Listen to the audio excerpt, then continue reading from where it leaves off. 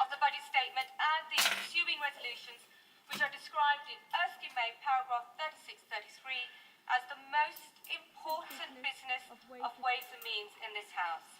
I want honourable members on all sides of the House to have adequate opportunity to hold the Chancellor to account, rather than hear and read about new policies on a daily basis in the media. And like many, I also expected better. Before I call the Chancellor of the Exchequer, I remind honourable members that copies of the budget resolutions will be available to them from the vote office in members' lobby at the end of the Chancellor's statement and online.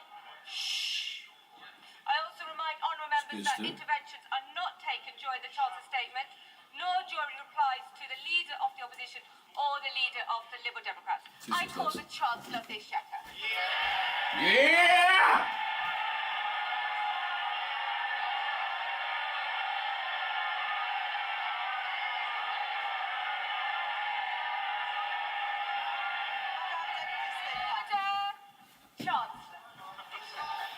Madam Deputy Speaker, it is my understanding that the Office of Budget Responsibility's Economic and Financial Outlook was released on their website before this statement. This is deeply disappointing and a serious error on their part. The Office of Budget Responsibility have already made a statement taking... Of course we ain't getting on, are we? Fucking hell. ...for their breach. We are rebuilding our economy. Over the last 16 months, we have overhauled our planning system to get Britain building. Sorry, side note, the size of this fella's head to the right is actually almost insane.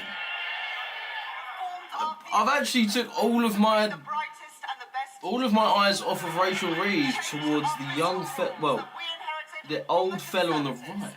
Wow. Afternoon, boys. Highest level in 4 decades.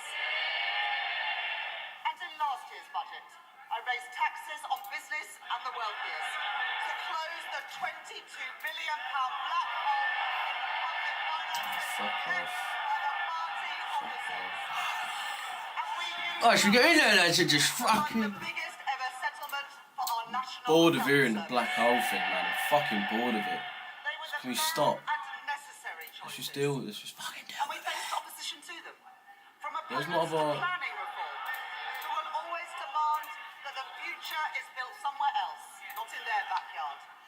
Opponents to trade, who want to take us down the path of isolation and division. Sorry, boys. Let me get this link set and shit. Who believe that the only good thing a government can do is get out of the way. Opponents who insist that the only way to balance the books is to cut public spending. And opponents who say that we don't need to balance the books at all. But we made these choices for a reason. Because after 14 years of Conservative government, working people demanded and deserved change. Investments, not cuts to our public services. Stability for our public finances. The single most important factor in getting the cost of living down. And economic growth. The best means to improve wage cost of public finance, not cuts to our public services. Stability for our public finances. The single most important factor in getting the cost of living down. And economic growth. The best means to improve wages, create jobs, and support public services. That is what our plan, that is what this government and our Prime Minister are all about. Today's budget builds on the choices that we have made since July last year. To cut NHS waiting lists, to cut the cost of living, and to cut debt and borrowing. No doubt we will face opposition again, but I have yet to see a credible or a fairer alternative plan for working people. These are my choices, the right choices for a fairer, a stronger and more secure Britain. Order. Far too much noise, and I expected so much better from you, Dr. Luke Evans. You're meant to be a leader in your community. Simmer down, Chancellor. Simmer that. Fucking simmer down! To shout What? as much as they like Fucking about simmer their down! Oh. adventures, but they can't Sorry. We'll simmer down, we'll simmer I said down. there would be no return to austerity, and I meant it. This budget will maintain investment in our economy and in our National Health Service. I said I would cut the cost of living. We sound boys, it's Henry, we sound broski. This And mate, what's budget good, broski? will bring down inflation and provide immediate relief for families. Got myself a pink mug for this. Should really nice pink to be fair, as far as pink goes. Because of this budget, borrowing will fall as a share of GDP in That's every hot. year of Oh. this forecast. Our Fuck net me, financial man. debt will be lower at the end of the forecast than it is today, and I will more than double Oh, mate, the that's fucking headroom alright, burning against my our tongue, man. stability rule to £21.7 billion, meeting How's it our still that stability hot? rule and meeting it a year early. These are my choices. Not austerity, not borrowing, not turning a blind eye to unfairness. My choices are a budget for fair taxes, strong public services, and a stable economy. That is the Labour choice. Growth is the engine that carries every one of our ambitions forward. Growth. Through stability, investment, and reform. Oh, that coffee's went everywhere. British ambition can finally get moving again. Because growth doesn't just appear out of thin You're air. getting laughed at. It is built patiently and stubbornly by people who take risks, by founders who bet their savings on an idea, by firms breaking into new markets, developing new technologies and creating new jobs and new opportunities, by the men and the women who work hard I every beg day someone to to sleep with this woman just so she like does good shit. I beg someone to sleep with her. Just someone take one for the team and just sleep with her. But to Please. partner with them, backing them every step of the way, to match private enterprise with public ambition. I would like to thank my team of officials at the Treasury for their hard work in preparing this budget. In the spring, the Office of Budget Responsibility forecast that our economy would grow by 1% this year. I said then that Britain would defy the forecasts, and defy them we have. The OBR have upgraded Britain's growth for this year from 1% to 1.5%. Fucking hell, people! Bro, what do you mean? Fucking hell, man. 100%. Woo! Of the supply side of the economy. They are clear that this is not about the last 14 months.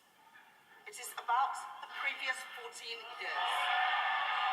The legacy of Brexit and the pandemic, and the damaging decisions by the party opposite. Cutting public spending. So overall tax take rises to a record 38% of GDP by the end of the Parliament, the highest in modern UK history. As a result of their review, the OBR are reducing their expectations for productivity growth by 0.3 percentage points to 1% by the end of the forecast.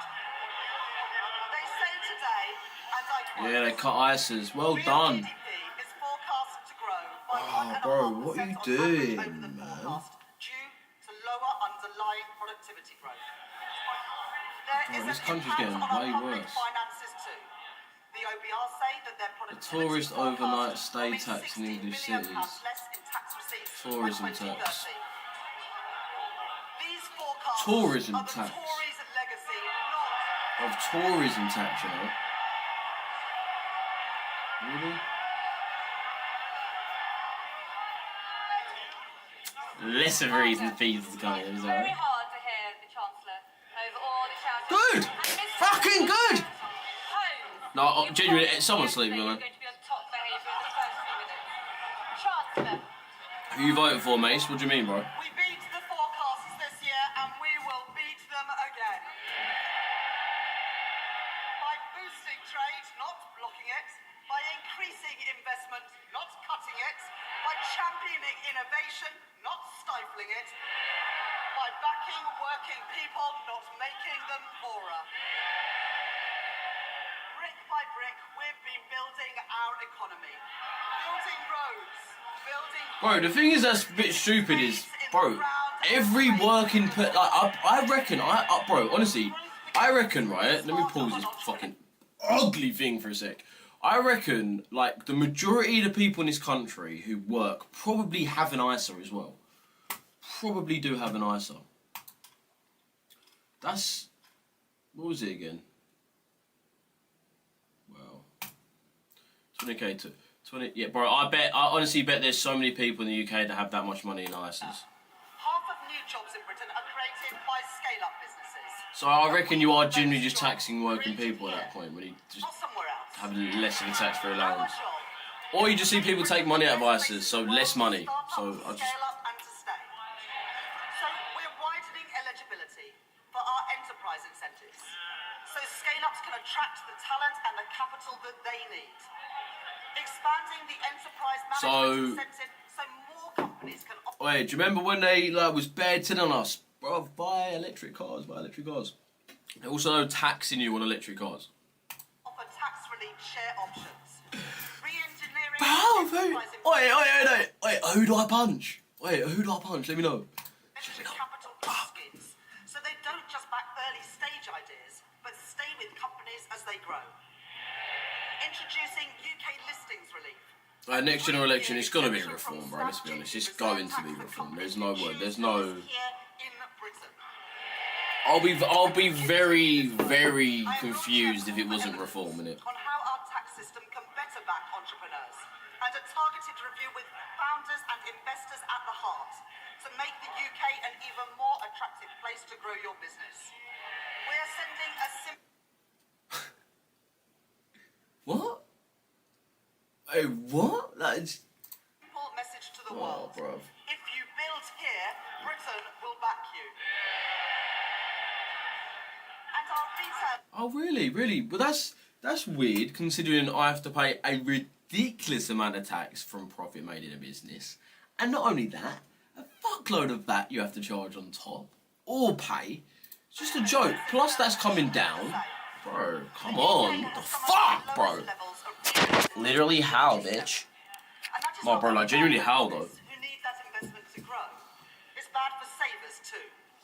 Someone who has invested £1,000 a year in an average stocks and shares ISA every year since 1999 would be £50,000 better off today if they'd put that same money into a cash ISA. And so, from April 2027, I will reform our ISA system, keeping the full £20,000 allowance, while designating 8,000 of it exclusively for investment, with over 65s retaining the full cash allowance. And thanks to our changes to financial advice and guidance, banks will be able to better choices. This could be a little better. Bro, I've literally got here, I've literally got here, it says... Lloyds, Vanguard and Barclays have signed up to launch new online hubs to help people invest here in Britain. And thanks to our changes to financial advice and guidance, banks will be able to guide savers to better choices for their hard-earned money. Over 50% It's just not true though, is it? Let's be honest. market, including I don't really care, he's got money. HSBC, Lloyds, Vanguard and Barclays have signed up to launch new online hubs to help people invest here in Britain. At this budget, consistent with the commitments in our corporate tax roadmap, I will retain our competitive corporation tax rate, the lowest in the G7, and retain our generous full expensing offer for business investments. I will also introduce a new 40% first-year allowance so that businesses can write off more of the cost of their investment up front, while reducing main right... Bro, this bitch actually popping off for a sec here. ...in line with fiscal constraints. Private investment is the lifeblood of economic growth, but growth needs public investment too. When faced with challenges, previous chancellors have chosen to decrease, delay, or cancel capital spending. But low investment is the cause of our productivity problem, not the solution. So my choice is not cuts, not stagnation, but to maintain the additional £120 billion of investment that I'm providing by the state in transport to link our towns and our cities, energy infrastructure to power our businesses, and housing, so people can live near good jobs, paying decent wages and growing businesses. Bro, bare people have moved out of the country this year. I'm grateful to the Financial Secretary to the Treasury for his work in driving our growth agenda forward. As we allocate investment for the infrastructure that is the backbone of economic growth across our country, today I will commit investment for the Lower Thames Crossing. And we're continuing to drive investment in city-region transport, in the Midlands Rail Hub and the Transpennine Route upgrade, along with our commitments to the Northern Growth Corridor, including Northern Powerhouse Rail. It is this Labour government that has overhauled our planning system, and I will today provide further funding to increase planning capacity through a new skills offer, as called for by the British Chamber of Commerce and the Confederation of British Industry. It is this Labour government that has invested in nuclear power, in Sizewell C. Bro, why am I sitting on my chair like this, bro? I just We are fucking taking realise. forward our commitment to slash electricity prices for thousands of manufacturing businesses, as Make UK and many others have called for. And today I'm pleased to welcome John Finkelton's report, an ambitious plan to cut the red tape that has tied our nuclear industry in knots for decades. And within 3 months we will set out our plan for delivering his recommendations. We are proud of our industrial heritage, and we are determined to build the industry of the future, so that we buy, make and sell more here in Britain. That's why, as we increase defence spending, we are investing in Portsmouth, in Barrow and in Plymouth. Oh yeah, not in my area or anything. In bro, who lives in Plymouth, bro? Wait, who lives in Portsmouth or Plymouth? Fuck you. And invested in Sheffield Port. For real, fuck you. And it's why we've changed government procurement, so we can buy British when it is crucial to our national security. For steel, for shipbuilding, and today for AI. She says shit. Innovation and building that great industry here in Britain. But it's not just what we invest that matters, it's how we invest. Putting money and power back in the hands of local and regional leaders. Today, we are devolving £13 billion of flexible funding for 7 mayors to invest in skills, business support and infrastructure. I'm extending the business rates retention pilots in the West of England, Liverpool City region and Cornwall until 2029. I'm providing £30 million for the Kerno Industrial Growth Fund for sectors like critical minerals and marine innovation. I am establishing the Leeds City Fund, a long-term agreement to retain business rates to fund local regeneration projects like the development of Leeds South Bank, and I am allocating £20 million for the new Peterborough Sports Quarter and £16 million for a science centre in Darlington from the Growth Mission Fund. The benefits of investment the benefits of investment and growth must be built and felt in Will she have a burger, part though? of our United Kingdom Centre in Darlington from the Growth Mission Fund. The benefits of investment the benefits of investment and growth must be built and felt in every part of our United Kingdom.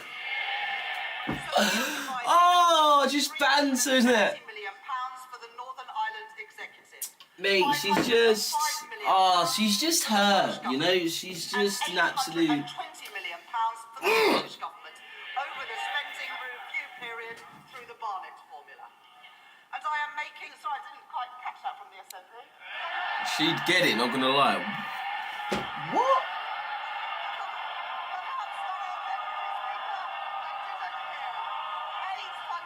£820 million for the Scottish Government over the spending review period because Anna Sarwar asked us to. What? Sorry, wait, sorry. Hold the fuck on a second, For the bitch. Scottish Government over the spending £820 million for the Scottish Government over the spending review period because Anna Sawa asked us to. Right. 820 million. £820 million for the Scottish Government over the spending review period because Anna Sawa asked us to. Who's Anna Sawa?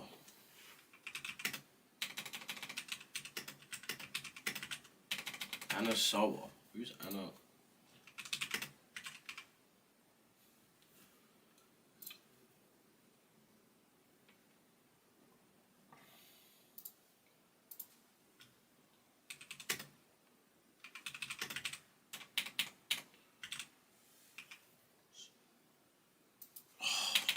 How do you even spell such a shit name? Trust me. And I'm making targeted investments in our industrial strategy sectors across the UK. In Northern Ireland, I am providing £17 million to support businesses and strengthen the UK internal market. I'm backing advanced manufacturing through the Northern Ireland Enhanced Investment Zone. Wales will be the host for 2 AI growth zones, creating more than 8,000 jobs, supported by a £10 million I mean, it's not our investment country, in really, the is it, though? semiconductors critical for that industry. And we are building the UK's first small modular nuclear reactors with Rolls-Royce at Wilfer in Anglesey. 2 Labour governments working together in Wales to deliver for the people of Wales. And in Scotland, I'm committing over £14 million for low-carbon technologies in Grangemouth, £20 million to renew infrastructure at Inch Green in Inverclyde, and £20 million to redevelop Kirkcaldy Town Centre and Seafront, with construction starting next year. And that's on top of the UK's biggest ever warship export deal with the Norwegian government to build frigates in Glasgow, supporting 4,000 jobs. Investment opposed by the SNP. Jobs opposed by the SNP. Defence opposed by the SNP. Yeah, this dude's head is crazy, man. In fact, I'm getting a photo of this dude. That is a head to remember, bro. How do I screenshot on this? Bro, that is a head to remember.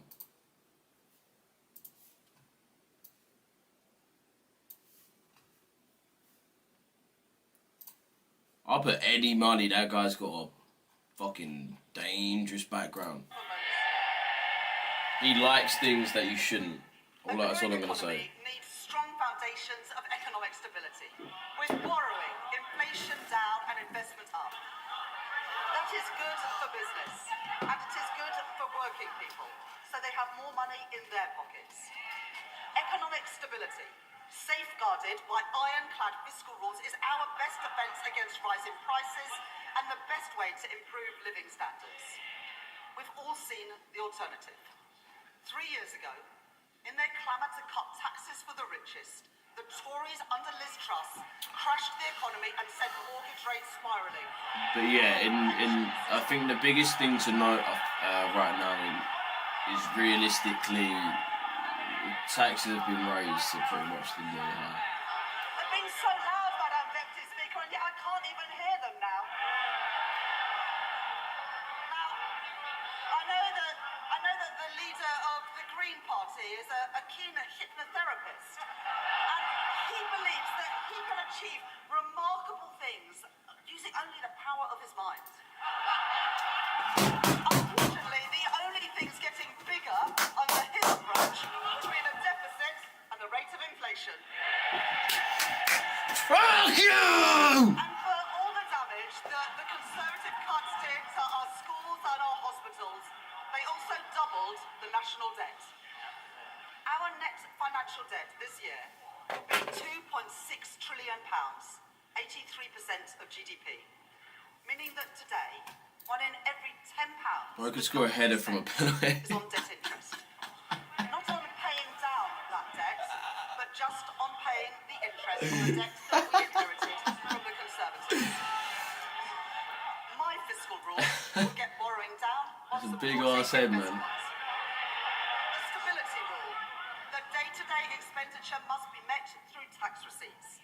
And the investment rule, which allows me to increase investment. Imagine they're the three people. Imagine if you're watching this for the first time. It's the first thing you've seen about the UK. It's like the biggest thing you've seen. And the three people that are sitting there is this thing. Is this blatant PDF file. And then this state of a woman. And if she just politely moves out of the way, the disgraceful man to her left. This is the three people that we've got really showing off our country. While the current budget balance is in deficit by £28.8 billion in 26-27 and £4.6 billion in 27-28. Bro, surely he's got plenty of fucking good ideas in that fucking cranium of his, man. In 28-29, £21.7 billion in 29-30 and £24.6 billion in 2030-31. More than doubling our headroom against the stability rule and meeting that rule a year early too. And our net financial debt is 83.3% in 26-27, 83.6% in 27-28, 83.7% in 28-29, falling to 83.0% in 29-30 and 82.2% in 2030-31. Madam Deputy Speaker, I said we would cut the debt, and we are, with debt down by the end of the forecast. And going forwards, to support our commitment to a single fiscal tax and wouldn't be further hiked, strengthen which our is- economic stability, was a I nice will follow the recommendations of the International Monetary Fund by assessing the fiscal rules just once a year at the I've been thinking budget. about the budget all month. Despite the challenges we face on productivity, the path of our deficit reduction remains broadly the same as in spring. Public sector net borrowing is due to be £112.1 billion, or 3.5% of GDP in 26-27, 3% in 27-28, 2.6% in 28-29, funny, 1.9% in 29-30, and 1.9% Oh, bro, he's in been thinking about it all year, bro. ending at £67.2 billion, translating into an increase in the net cash requirement next year of £4.2 billion, taking the total to £133.3 billion. According to the IMF, we are due to reduce borrowing more over the rest of this Parliament than any other G7 economy. The Conservatives crashed the economy, we are protecting it. The Conservatives lost control of debt, we are getting debt down. The Conservatives let inflation and interest rates go through the roof. But Madam Deputy Speaker, since Labour took office, the Bank of England have cut interest rates 5 times. I've made my choices. Not reckless borrowing, not dangerous cuts, but stability for our economy, security for our public finances, and security for family finances too. Those are the Labour choices. Wait, bro, hold on. Is it just me or is this dude to the left? You see this black dude? Wait, let's get his face back. Try and get his full face back. Bro, you know exactly who he looks like, man. Hold on.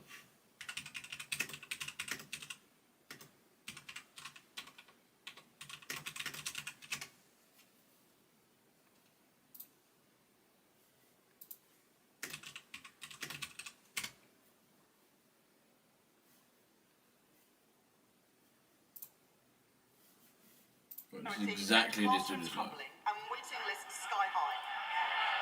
Weakened our productivity and choked our economic growth. And now they propose a further £47 billion Promise you. of cuts to our public services. Yep. Well, that is equivalent to cutting every police officer in our Bro, country. you cannot tell me that does not look like this dude from Sri Lanka. And then there is reform. Oh, there he is. Promise. Bro, that just look. Is that him but older? Of cuts, with no details of where those cuts have come from or who will pay for them. A recipe for devastating damage to our public services. People voted for Labour because they wanted roads that aren't full of potholes. They want police on our streets and when they want an NHS that is there when they need it. And we're delivering that. Waiting lists down by 230,000.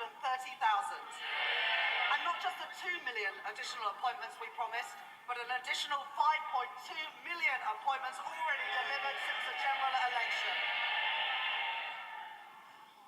I joined the Labour Party almost 30 years ago because I could see that the Conservative government that I grew up under didn't care much about schools like mine. Textbooks were rations. I know that many people at schools like mine... Oh, let her get on with it. Oh, she sat down. Far too much noise, far too much Oh, she sat excitement. down. People need to calm down a little. Chancellor. They don't want to hear what the Tories did to schools like mine, but I will tell them. Textbooks rationed, libraries closed, kids herded into porter cabins in the playground, and I came into politics to change that. The money that I allocated at the spending So she got bullied at school, so she became a politician. Textbooks rationed, libraries closed, kids herded into porter cabins in the playground, and I came into politics to change that. The money that I allocated definitely at got the bullied, spending right? review will fix the Well, there crumbling was the odds. classrooms that the Conservatives left behind and build the schools that they promised but never delivered. Higher And tax, bro. today, thanks to representations from my honourable friends, the members for Wolverhampton North East and Leeds South West and Morley, I will provide £5 million for libraries in secondary schools. Oh, will ya? Sorry, how much? £1 million for libraries and Leeds South West and Morley.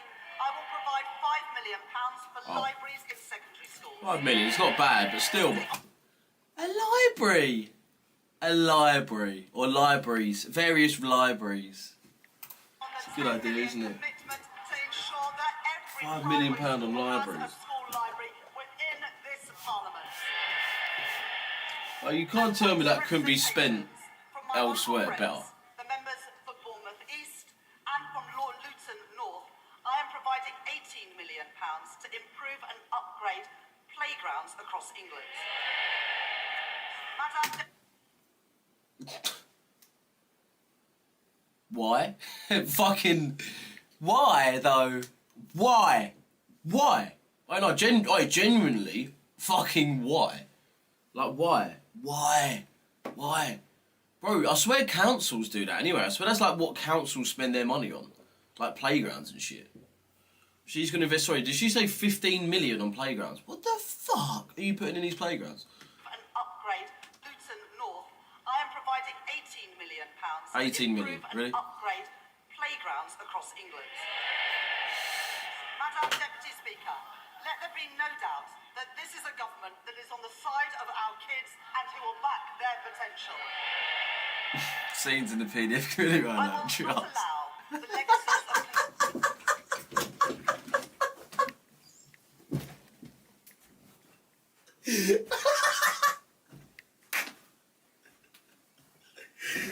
Oh, bro. So it sounds like what we've done is just get... It seems like we've got a lot more PDFs in the country. And then what we do? Let's not stop that. Let's put a load of money in playgrounds. What the fuck, bro? No, genuinely, what the fuck, man? Bro, what the fuck, man? 18 million on playgrounds. Bro, what the fuck are you playing at, woman? What are you doing? Oh, bro. Nonsense are gassed. Are you joking, bro? Man said upgraded playgrounds, bro. Bro, if them man are locking in for the next 4 years, bro, 18 million! What the fuck? ...neglect to stain our society. Last year, I made changes to the Mine Workers Pension Scheme to ensure that its members receive the fair pensions that they are owed. This year, with thanks to the Minister for Pensions for all his work in this subject, I can go further. I have heard representations from Labour coalfield MPs, including my honourable friends, the members of... Yeah, 1.8 billion on digital ID is awful. Barnsley South, Mansfield Awful. and Llanelli. And today I can announce that I will transfer the Investment Reserve Fund of the British Coal Staff Superannuation... Will she nerf the mechanite?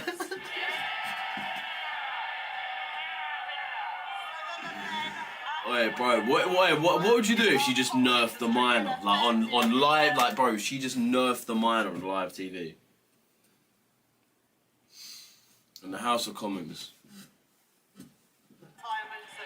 She's putting like 10 million into Clash just to hopefully get the minor nerfed. From my honourable friends, the members for Banbury and the member for Edinburgh South West, I will index for inflation on pensions accrued before 1997 in the Pension Protection Fund and the Financial Assurance Scheme, so that people whose pension schemes became insolvent And it all will be forgiven. no longer I'd actually consider as a sleeping result with of her. inflation. Fucking hell. And then don't worry, if those three people aren't enough, you've got this woman on the left for some reason doesn't have a chin. I mean, what the... Oi, good luck knocking this bitch out, bro. She is immune to getting knocked. Bro, you actually probably couldn't even uppercut this bitch. Oh, my mother's... Last year, And then again, another fella who definitely could be considered I also a provided pedder. He could be. the infected blood scandal after the previous government Is any- failed to budget for the costs of compensation. This Hang year, on a I minute. have listened to representations from my honourable friend, the member for Eltham and Chislehurst, and my honourable friend, the member for Edinburgh South West. I would like to thank the Minister for Employment for her representations over many years on this subject. As a result, I will exempt all payments from the infected blood scheme from inheritance tax, regardless of the circumstances in which those payments are passed down. Madam Deputy Speaker, that is how we should be spending taxpayers' money, on dealing with injustices and building strong public services, not on waste and inefficiency. At the spending review, I set an ambitious target of £14 billion of efficiencies per year by 2029. And I am grateful to the Chief Secretary to the Treasury for driving that work, realising savings through AI and automation, and by scrapping NHS England and... Bro, his head may have actually grown. Bro, I swear he probably has grown. Bro, why does it low-key look like his actually head has? £1.9 billion of efficiencies by 2031. Getting rid Oh, of... you could actually put a solar panel on that guy's forehead, bro, and you would actually get enough electricity to fucking... And selling government assets that we no longer have any use for. These savings will be required across governments. But for our National Health Service, I will reinvest all of these savings back into the care that people rely on. More nurses, more GPs, more appointments. That's good. Restoring the services that faltered under years of conservative decline and investing in... I can't get over the 18 billion on parks and that, but yeah, the digital ID is insane. 1.8 billion.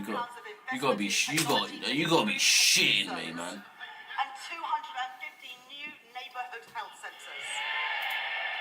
Expanding more services into communities so that people can receive treatment outside of hospitals and get better, faster care where they live. Bro, it could be Over 100 monks of and these will be delivered by 2030, including in Birmingham, Truro That could be. and Southall. The Labour Party founded our National Health Service and we will renew our National Health Service. I will take the same approach for defence spending that I take to NHS spending, reinvesting savings back into our national security. In our age of insecurity, Britain will continue to... So what did she say to get fucking laughed Take the at? same approach for defence spending that I take to NHS spending, reinvesting savings back into our national security. I don't get it. Insecurity. Got left out. In our age of insecurity, Britain will continue to stand with our allies, working in collaboration to secure a sustainable ceasefire for Ukraine, and maintaining our commitment to NATO, with the UK set to spend 2.6% of GDP on defence by April 2027. Madam Deputy Speaker.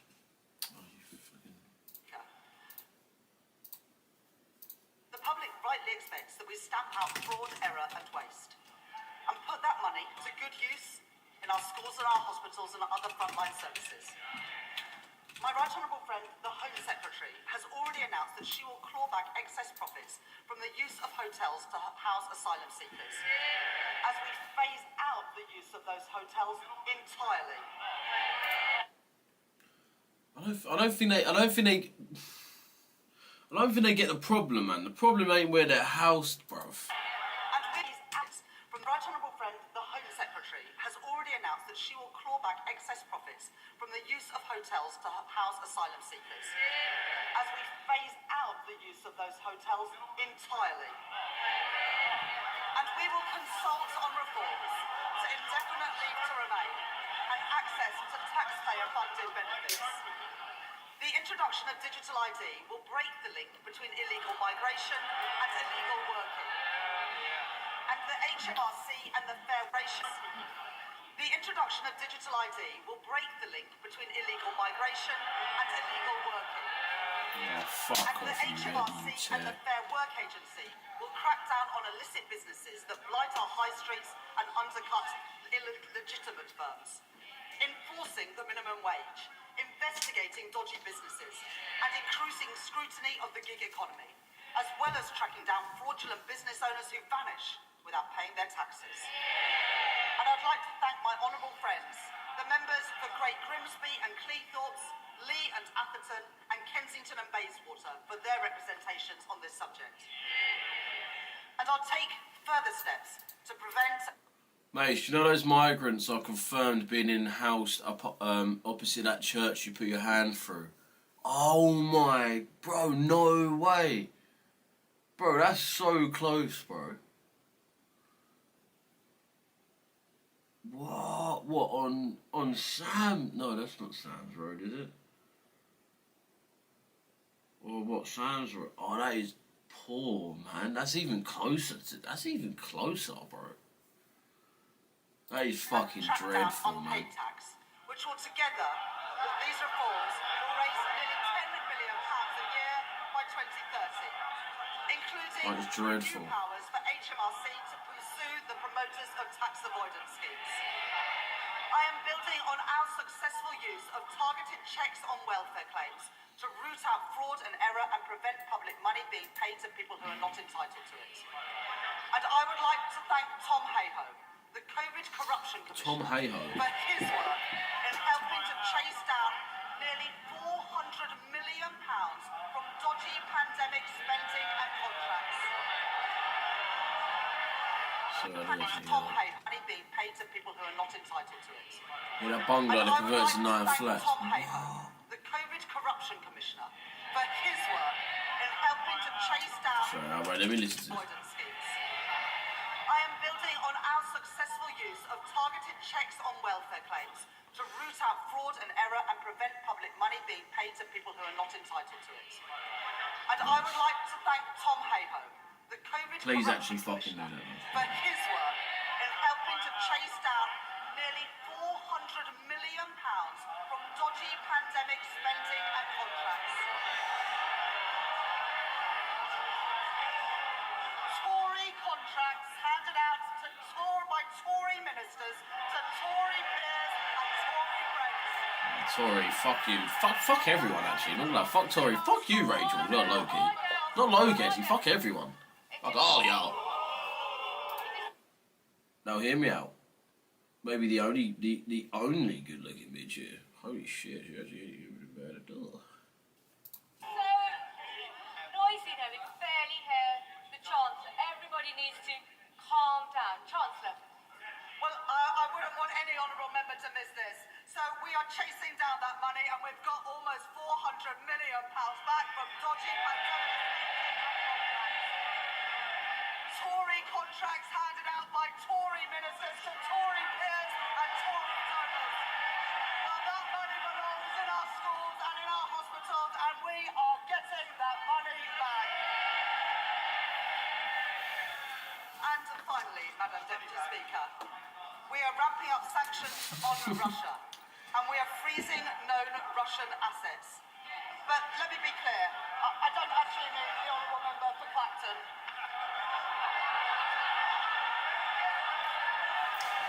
Oh, look at her! She's all like... Really, Rachel? Want to get all that on us? Want to get all sassy? You want to get all sassy? Do ya? With that fucking haircut? Do ya? Wow.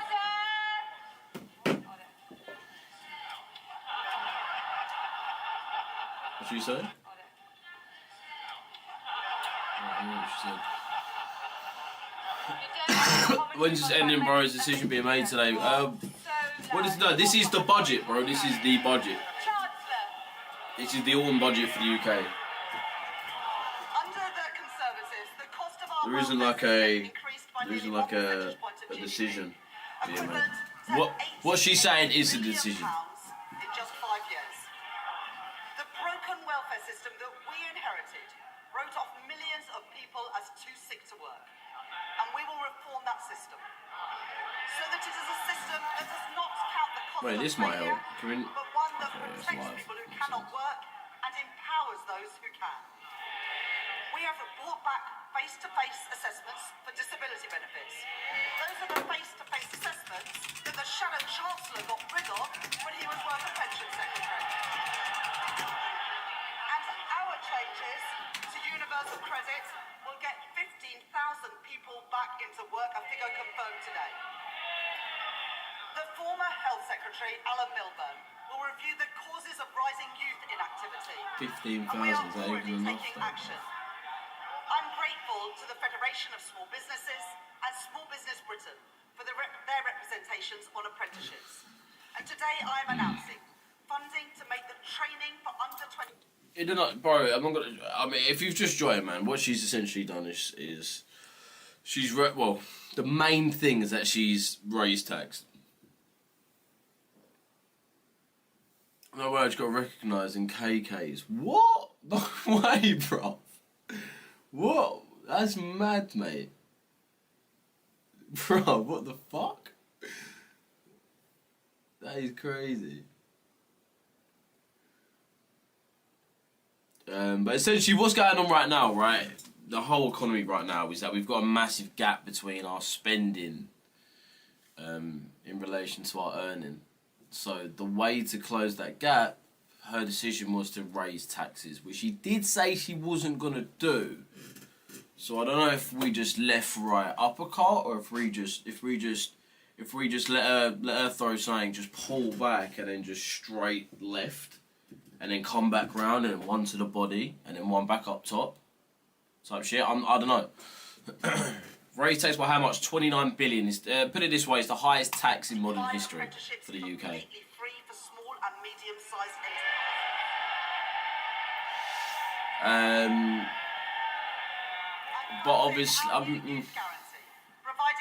it's a hard job, man. I mean, she's a bitch, but it's a hard job. To give young people who are let down by the Conservatives the support and the opportunity that they deserve.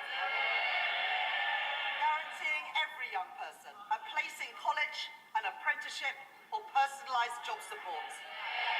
And after 18 months, 18 to 21-year-olds will be offered paid work, not benefits. The Motability Scheme was set up to protect the most vulnerable, not to subsidise the lease on a Mercedes-Benz. And so I am making reforms that will reduce generous taxpayer subsidies. So this is the thing as well, right? So she says she isn't going to raise or hasn't raised income tax. But the problem with what she's done, right, is what it will do is it will make you pay more tax over time, because your money will end up falling into a higher tax bracket essentially. So it looks like that she hasn't raised income tax, but inevitably you will get higher tax over time, which is scum, really. Just say you're raising income tax, man. Don't do it like a fucking little sneaky little way. Cost-effective leases to disabled people. And taxpayers' money should not be spent on pensions for people abroad who only lived here for a couple of years and may never even have paid a penny in tax. The Conservatives allowed thousands of people living abroad to buy their way into the state pension for as little as £3.50 a week, debasing the purpose of our pension system. And so I will abolish access to Class 2 voluntary national insurance contributions for people living abroad, increasing the time that someone has to live or work in Britain to 10 years and increasing the contributions that they must pay. These reforms improve our welfare system. They support our young people, protect those who need it most, and put an end to Conservative waste and unfairness. Madam Deputy Speaker, to break the cycle of austerity, She's improved we need national a fair insurance, and though. sustainable tax system. One that generates revenues to fund the public services that we all use. Which kind of helps companies, To I grow guess. our economy. That does mean that today I am asking everyone to make a contribution. Tax on dividends and savings, property income tax gone up. The previous Conservative government froze personal tax thresholds from 2021 to 2028. And today I will maintain all income tax and equivalent national insurance thresholds at their current level for a further 3 years from 2028.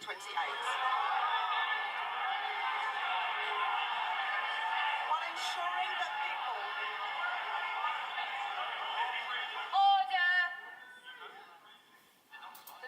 And this is another thing, right? This is what is just so annoying. So we was told everyone buy electric cars, right? That's what they said in the UK. Buy electric cars, yeah, buy electric cars. Even if you got a business, we'll give you some exemptions. Yeah, you can have just get an electric car. Just get an electric car. But now, what they've done is they've made it so they've actually realised that they earn way less money now through petrol. So now they tax you per mile. Like, bro, this is the thing with this country, man. It's just fucking just retarded, bro. Like, everyone is just fucking silly. And now you just get taxed on it, man. So there's like almost now there's just way less benefit. Because then bear in mind, you still got to have this fucking charging plug at your gaffs. You still have to pay to fill up your car, but then you just have to pay more. You've got to pay on miles now. See, it's not a lot. It's not a lot, but still, it's just another tax on something that they said, yeah, get this, but now we're going to tax you on it. It's like, fuck you. Like, they're cheeky, man. So cheeky. Ex-Pev are overly cooked. Ex-Pevs? What's ex-Pev? Forget about it, but the British people never will. Yeah, this country's died. This country died a long time ago, We man. are ensuring that people only in receipt of the basic or new state pension Yeah, it's do mad, not Rob. have to pay small amounts of tax through simple assessment from April 2027. I will also keep the Plan 2 student loan repayment Yeah, threshold. no, that's a very good point. Jesse, that's a very good point as well. They did the exact same with diesel cars. And then they've done the exact same with electric cars. Like, bro, it's almost a joke. It's like they've realised, like, it's just annoying, man. It annoys me. Like, bro, they're just cheeky as fuck. For 3 years. Madam Deputy Speaker, I know But then I guess that diesel, that was a different party though, right? that will affect working people. I said that last year, and I won't pretend otherwise now. Madam Deputy Speaker, I am asking everyone to make a contribution. But I can keep that contribution as low as possible because I will make further reforms. Chinese electric car company running at a loss but China funding them. China are stopping their funding soon. Oh, that's mad. Mate, go back. Wait, what am I going back to? Let me see what she said about student loan. Read on. I'm grateful to the Federation of Small Businesses and Small Business Britain for their representations on apprenticeships. And they've outsold Tesla in the UK but won't be anymore. Yeah, that's mad, bro. I was going to say, what is that, BYD? Completely free for small and medium-sized enterprises.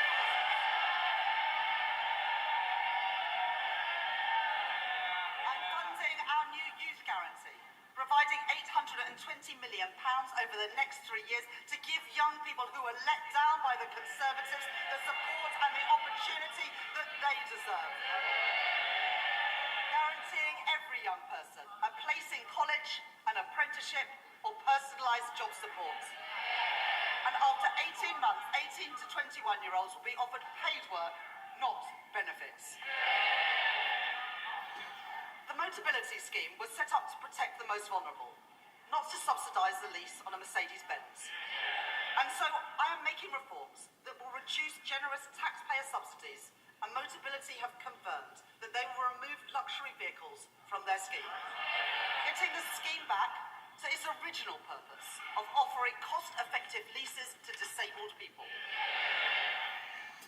Wait, so you was telling me disabled people were getting like Mercedes, like Benzes and shit, man? That's crazy, bro. Bro, imagine me. To be fair, you can't walk, man. Respect it, but I mean, they ain't getting them no more. Man, you gotta stay in your wheelchair, bro. Taxpayers money should not be spent on pensions for people abroad who only lived here for a couple of years and may never even have paid a penny in tax. And taxpayers' money should not be spent on pensions for people abroad who only lived here for a couple of years and may never even have paid a penny in tax. I didn't know it was a thing, The to be fair. Conservatives allowed thousands of people living abroad to buy their way into the state pension for as little as £3.50 a week, debasing the purpose of our pension system. And so I will abolish access to Class 2 voluntary national insurance contributions for people living abroad.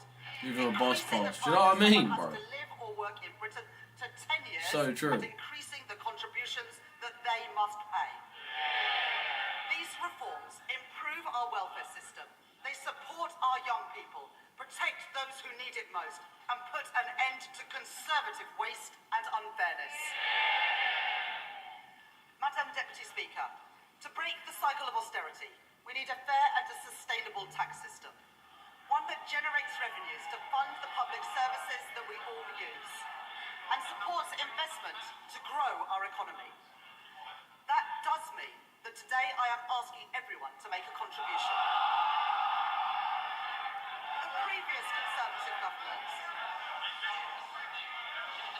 The previous Conservative government froze personal tax thresholds from 2021 to 2028.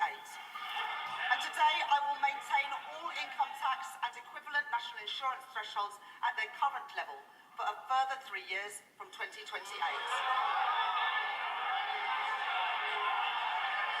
While ensuring that people... Order! The noise is far too high. Chancellor, right? The Right Honourable Lady supported these freezes when her party made them. She might want to forget about it, but the British people never will. At the same time, we are ensuring that people only in receipt of the basic or new state pension do not have to pay small amounts of tax through simple assessment from April 2027. I will also keep the Plan 2 student loan repayments threshold at its 2026-27 level for 3 years. Madam Deputy Speaker, I know that maintaining these thresholds is a decision that will affect working people. I said that last year, and I won't pretend otherwise now. Madam Deputy Speaker, I am asking everyone to make a contribution. But I can keep that contribution as low as possible because I will make further reforms to our tax system today to make it fairer and to ensure that the wealthiest contribute the most. The Conservatives knew that our tax system didn't work. Time and time again, they ducked the necessary reforms, leaving a system unfit for a changing economy, with unfairness that they refused to address. Currently, a landlord with an income of £25,000 will pay nearly £1,200 less in tax than their tenants with the same salary, because no national insurance is charged on property, dividend or savings income. It's not fair that the tax system treats different types of income so differently. And so I will increase the basic and higher rate of tax on property, savings and dividend income by 2 percentage points. Yeah, I'm not gonna lie. And the additional rate of tax on property and savings So income there is more by income 2 tax, percentage really. points. Even after these reforms, 90% of taxpayers will still pay no tax at all on their savings. As well as narrowing the gap between the tax on income from assets and income from work, I also believe that a fair society is one where the wealthiest pay their fair share. The reforms I made last year will raise an additional £8 billion a year by 2020-30 from wealth. I increased taxes last year on private equity, private schools and private jets. Good for tax students. regime. And this year, I will make 2 changes to cap trust charges and prevent avoidance. I reformed inheritance tax on agricultural and business assets.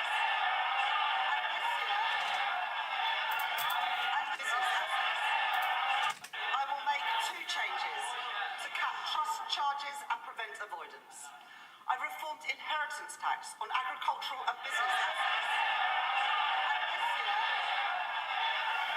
And this year, I am aligning those reforms with wider inheritance tax rules by allowing the transfer of the 100% relief allowance between spouses, balancing the taxation of these valuable assets with the realities of family life.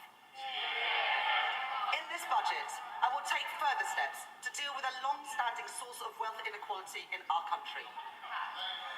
A Band D home in Darlington or Blackpool pays just under £2,400 in council tax, nearly £300 more than a £10 million mansion in Mayfair. And so, from 2028, I am introducing the high value council tax surcharge in England, an annual £2,500 charge for properties worth more than £2 million, rising to £7,500 for properties worth more than £5 million. This will be collected alongside council tax, levied on owners, and we will consult on options for support or deferral. This new surcharge will raise over £400 million by 2031 and will be charged on less than the top 1% of properties. Madam Deputy Speaker, reliefs in our tax system cost the taxpayer billions of pounds a year, but many of them no longer serve their original purpose. The government rightly provides generous tax relief for people paying into a pension, relieving income tax on all contributions and on the investment itself, as well as national insurance relief on employer contributions, at a cost of over £70 billion a year to the Exchequer. This budget makes no changes to those reliefs or to the tax-free lump sum. But salary sacrifice for pensions, which was intended to be a small part of our pension system, is forecast to almost treble in cost to other taxpayers from £2.8 billion in 2017 to £8 billion by 2030, with the greatest benefit going to the highest earners, or to those in the financial services sector putting their bonuses into pensions tax-free, while those on the minimum wage or those whose employers don't offer salary sacrifice don't benefit at all. That is not sustainable for our public finances, putting pressure on the tax that everyone else pays. And so I am introducing a £2,000 cap on salary sacrifice into a pension, with contributions above that taxed in the same way as other employee pension contributions. That is a pragmatic step so that people, especially on low and middle incomes, can continue to use salary sacrifice for their pension without paying any more in tax than they do now, and to give individuals and employers time to adjust to these new arrangements. These changes will come into effect in 2029. The coalition government introduced 100% relief from capital gains tax on business sales made to employee ownership trusts, creating a route for gains to go completely untaxed when businesses are sold. I will reduce that relief to 50%, retaining a strong incentive for employee-owned companies. And as we work towards doubling the size of the cooperative economy, the Department for Business and Trade will launch a call for evidence on how we can better support co-ops to grow. Because of the changes that I have made to capital gains tax this year and last year, receipts are forecast to increase from £14 billion this year to £30 billion by 2030. To support our high streets, I am announcing a package of regulatory changes as called for by UK Hospitality and the British Retail Consortium. And I will support the Great British Pub through our new national licensing framework, encouraging councils to back our pubs and to back late-night venues with greater freedoms. For business rates, I will introduce permanently lower tax rates for over 750,000 retail, hospitality and leisure properties, the lowest rates since 1991, paid for through higher rates on properties worth more than £500,000, like the warehouses used by online giants. Alongside this, I will introduce a package of support worth over £4.3 million over the next 3 years for a property of any size seeking a large increase in their bill. And to support a level playing field in retail, I will stop online firms from undercutting our high street businesses by ensuring customs duty applies on parcels of any value. I will reform our motoring taxes, exempting search and rescue vehicles from vehicle excise duty. Bro, what a bitch. What do you mean? Why would you do that? Why would you do that? Why, man? Like, bro, shit's moving online, man. You're gonna have to face that. It's making it more difficult for people to sell products, people to receive them. And because all cars contribute to the Man, let this country wear and tear consume. on our roads, I will ensure that drivers are taxed according to how much they drive. Just gotta and make sure not people are just spending by it in the type of UK. car they own. By introducing the electric vehicle excise duty on electric cars. This will be payable each year alongside vehicle excise duty at 3p per mile for electric cars and 1.5p for plug-in hybrids, helping us to double road maintenance funding in England over the course of this Parliament. And alongside this, I am providing support to boost our British car industry, increasing the threshold for the expensive car supplement on electric vehicles to £50,000, saving over 1 million motorists £440 a year. Providing £1.3 billion additional funding for the electric car grant, extending it to 2030 and taking total funding to £2 billion, as well as delaying changes to the employee car ownership scheme.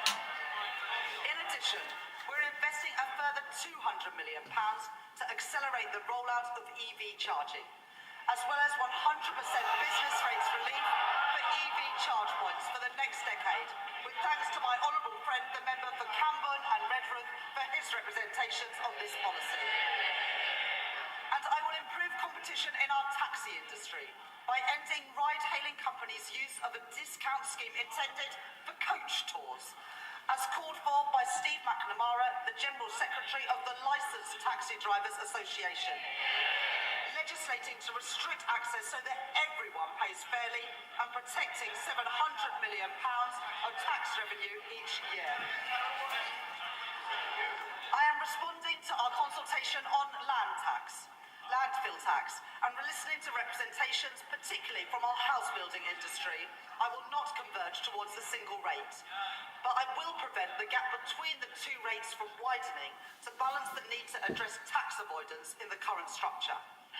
I will today publish Ray McCann's report into the loan charge along with the government's response, setting out a new settlement opportunity that will finally allow people to finalise their position and draw a line under this long-standing issue.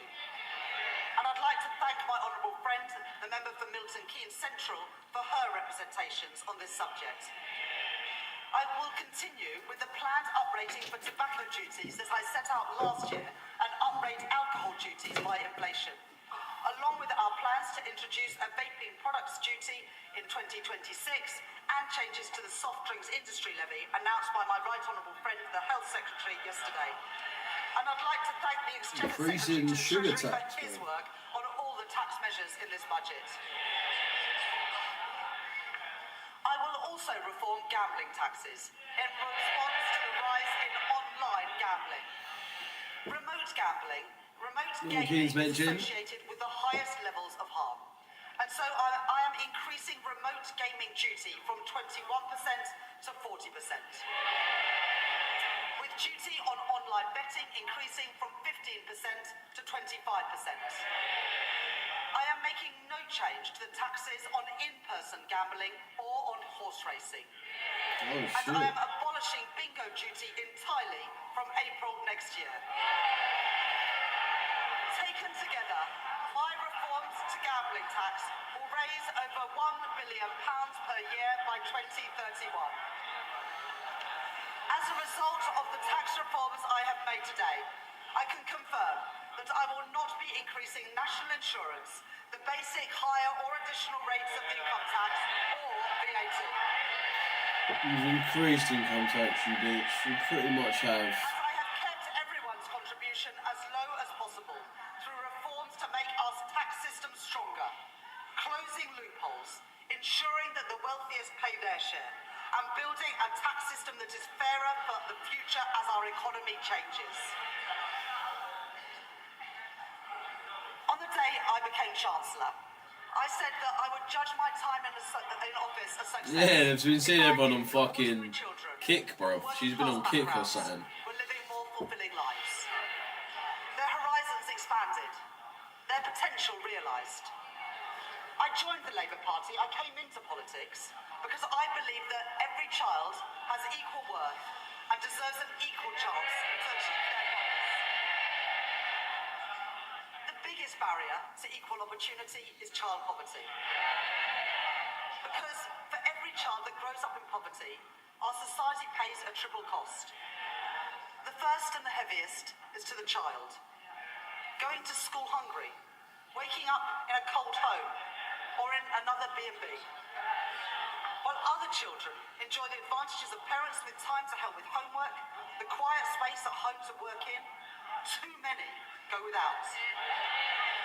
And there is also the cost of supporting a family in poverty, which ends up in the lap of overstretched councils, who can do no more than shunt them into temporary accommodation at huge cost to local taxpayers. Then there is the future cost, to our economy and to our society, of wasted talent and a welfare system that bears the cost of failure for decades to come. Young people with so much to contribute, but whose potential is suffocated early by limited life chances and missed opportunities, struggling to make their way in a society that did not look out for them.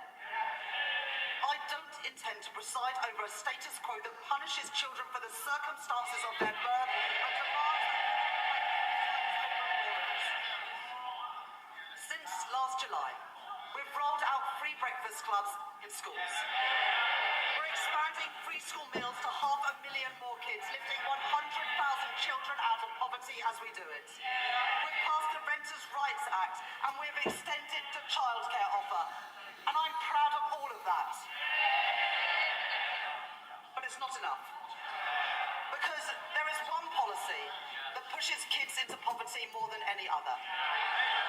It was introduced by the party opposite.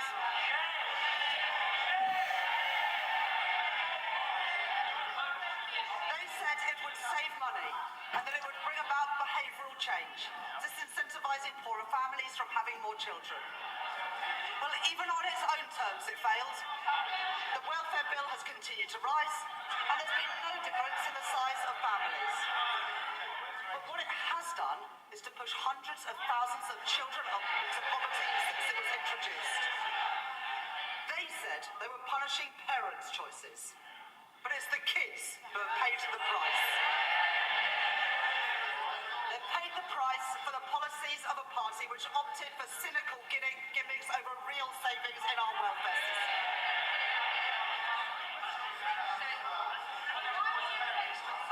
I understand that many families are finding times hard, and that many kids have had to make difficult choices when it comes to having kids. And there are many reasons why people choose to have children and then find themselves in difficult times. The death of a partner, separation, ill health, a lost job. I don't believe that children should have to bear the brunt of it. And neither can I, in good conscience, leave in place the vile policy known as the rape clause, requiring women to prove if their child has been conceived non-consensually to receive support. I'm proud to be Britain's first female Chancellor of the Exchequer. I take the responsibilities that come with that seriously. I will not tolerate the grotesque indignity of women, of the rape clause, any longer. Wait, sorry, I'm already listening. Why did that turn such a dark corner? What the fuck? Seriously.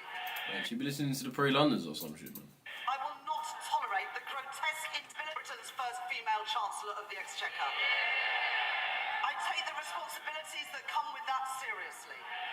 I will not tolerate the grotesque indignity of women, the rape clause, any longer. It is dehumanising, it is cruel, and I will remove it from the statute book. And so because I am tackling fraud and error in our welfare system, because I am cracking down on tax avoidance, because I am reforming gambling taxation, I can announce today, fully costed and fully funded, the removal of the two-child limit in full from...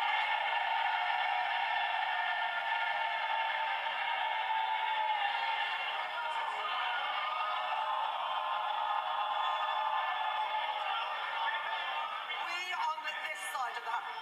It's amazing what people get so angry about. I will see that the thing they get angry about is lifting children out of poverty. Like, the reason why people piss off, because you're essentially saying to people, have more kids. So you're telling us we've got a labour problem. You're making more jobs, but then you pretty much tell broke people to continue to just keep having kids. So we're going to be overpopulated. There's less jobs.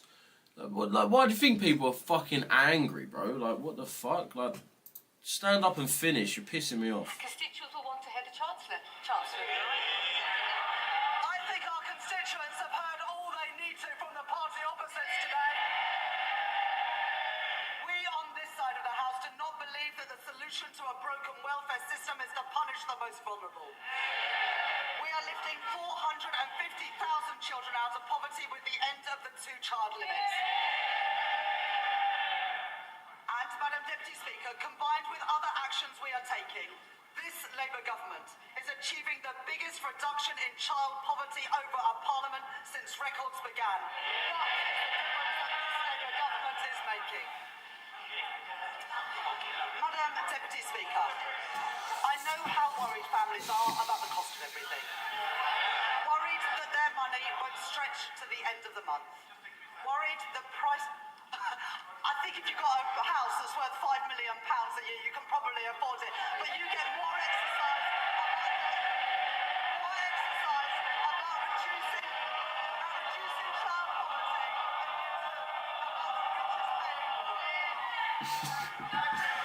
and the richest paying more. Bro. Wages have risen by more since we were elected than in 10 years under the last government. With lower interest rates already saving families £1,200 a year off a typical new mortgage, compared to that to when Liz Truss was Prime Minister. But I know that people still face pressure on their budgets day to day and week to week. And where there is more to do, where we can provide relief, we are doing it. Extending the bus fare cap, cracking down on rip-off price hikes, freezing prescription charges, and freezing rail fares for the first time in 30 years. I am increasing the basic and new state pension by 4.8%, an increase of £440 per year for the basic state pension, and an increase of £575 per year for the new state pension, in line with our commitment to the triple lock. At the election, we promised a genuine living wage, and we are delivering it. At the budget last year, I increased the national minimum wage and the national living wage, and I am doing the same this year too. Accepting the recommendations of the Low Pay Commission in full, and increasing the minimum wage for 18 to 20-year-olds from £10 to £10.85 an hour, and increasing the living wage from £12.21 to £12.71 an hour.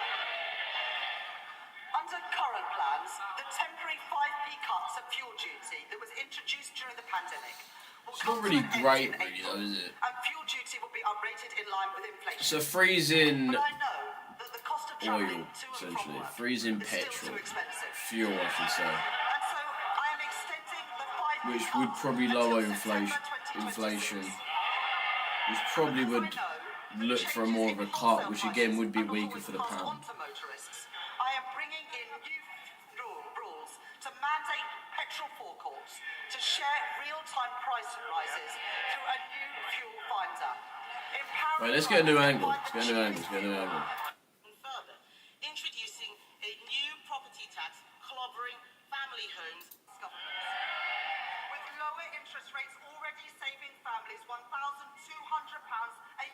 a typical new mortgage compared to that to when Liz Truss was Prime Minister.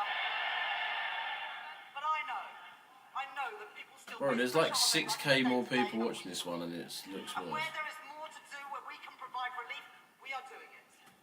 Extending the bus fare cap, cracking down on rip-off price hikes, freezing prescription charges, and freezing rail fares for the first time in 30 years. I am increasing the basic and new state pension by 4.8%, an increase of £440 per year for the basic state pension, and an increase of £575 per year for the new state pension, in line with our commitment to the triple lock. At the election, we promised a genuine living wage, and we are delivering it. CRT Donzo. At the budget last year, I increased the national minimum wage and the national living wage, and I am doing the same this year too. Accepting the recommendations of the Low Pay Commission in full and increasing the minimum wage for 18 to 20-year-olds from £10 to £10.85 an hour, and increasing the living wage from £12.21 to £12.71 an hour. Under current plans, the temporary 5p cuts of fuel duty that was introduced during the pandemic will come to an end in April, and fuel duty will be uprated in line with inflation. But I know that the cost of travelling to and from work is still too expensive. And so I am extending the 5p cut until September 2026. And because I know that changes in wholesale prices are not always passed on to motorists, I am bringing in new rules to mandate petrol forecourts to share real-time price rises through a new fuel finder, empowering drivers to find the cheapest fuel, calling out rip-offs and strengthening competition, saving the average household £40 a year. Madam Deputy Speaker, one of the greatest drivers of the rising cost of living is the cost of energy prices. The cause of high energy bills must be tackled at source, and so we are investing in EU energy signals security, TP. nuclear and renewable It was the short, wasn't it on EU? and Was it the short? Yeah, it was the short. through our Warm Homes Plan. Let me get up on the chart. But that's not enough when people are struggling with energy bills today. The Conservatives' Eco Scheme was presented as a plan to tackle fuel poverty. It costs households £1.7 billion a year on their bills. And for 97% of families in fuel poverty, the scheme, get this, has cost them more than it's saved. It is a failed scheme, and so I am scrapping it, along with taking other legacy costs of bills. And as a result, I can tell you today that for every family, we are keeping our Fucking promise beautiful. to get energy bills down and cut the cost of living. With £150 cut from the average household bill from April next year. Money off bills and in the pockets of working people, that is my choice. Not to neglect Britain's energy security like the Tories did. Not to leave working families to bear the brunt of high prices like the Tories did, but to get energy costs down now and in the future. That is the Labour choice. And Madam Deputy Speaker, one more thing. Because of our action on bills and on prices, as a direct result of this budget, the Office for Budget Responsibility confirmed today that inflation is coming down faster and will be a full 0.4 percentage points lower next year. That's the benefit of a Labour government cutting the cost of living. Madam Deputy Speaker, this Labour government is changing our country. In the face of challenges on our productivity, I will grow our economy through stability, investment and reform. I've met my fiscal rules and built our economic resilience for the future. I have asked everyone to contribute, yes, for the security of our country and the brightness of its future. But I have kept that contribution as low as possible by reforming our tax system, making it fairer and stronger for the future. I have protected our NHS, maintaining public investment and driving efficiency in government spending. I've Right, taken just going action to on see our our welfare deficit stays chunky for the next few years. Debt to children GDP should stay around the 90%, peaking to 97. Obviously, I think the deficit right now was like, what's the deficit right now to GDP? I think it's like 95, isn't it? Every single one of our manifesto commitments. I'm not so sure. But apparently it should be staying higher, so again, not really strong for the pound. And rate path is looking at interest rate cuts still. And then obviously deficit. Miss Morton, your voice carries right across the chamber. Right across the chamber. Try and take a breath every so often. Chancellor. Those are my choices. Not austerity, not reckless borrowing, but cutting the debt, cutting waiting lists, and cutting the cost of living. Those are Labour choices. Let's have a little look. Did you send it into the free chat chart, By Chopper? this budget, promised and delivered by this Labour government, and Madam Deputy Speaker, I commend this statement to the House.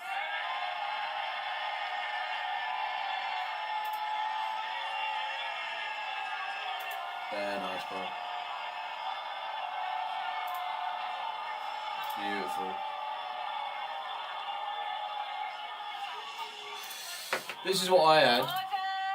Early London. The Asia Suite. Standing order number 51.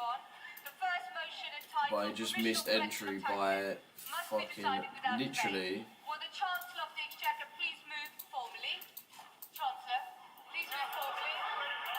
Formally, The question is that 0.2 pips. Order. The question is that pursuant to Section 5 of the Provisional Collection of Taxes Act 1968, provisional statistics of promised and delivered by this budget, promised and delivered by this Labour government, and Madam Deputy Speaker, I commend this statement to the House.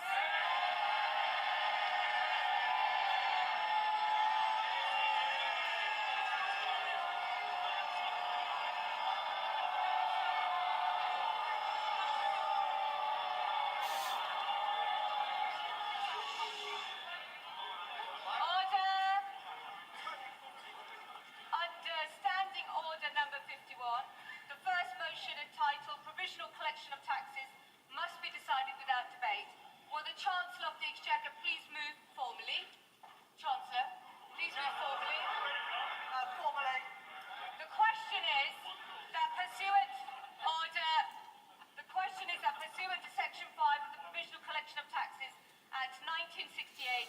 So really, we should look at we should be looking at a weaker pound. So I think we was kind of already looking at this, but we should be looking at a weaker pound sort of near term. So maybe for the next quarter, the next couple quarters maybe. Of the country, no. The ayes have it. The ayes have it. We now come to the motion entitled Income Tax Charge. It is on this motion that the debate will take place today and on the succeeding days. The questions on this motion and on the remaining motions will be put at the end of the budget debate on Tuesday, the 2nd of December. I call the Chancellor of the Exchequer to move the motion formally. formally, The question is that income tax is charged the tax year 2026-27 and it is declared that this and it's expedient in the public interest that this resolution should have statutory effect under the provisions of the Provisional Collection of Taxes Act 1968. I now call the Leader of the Opposition. Leader of the Opposition.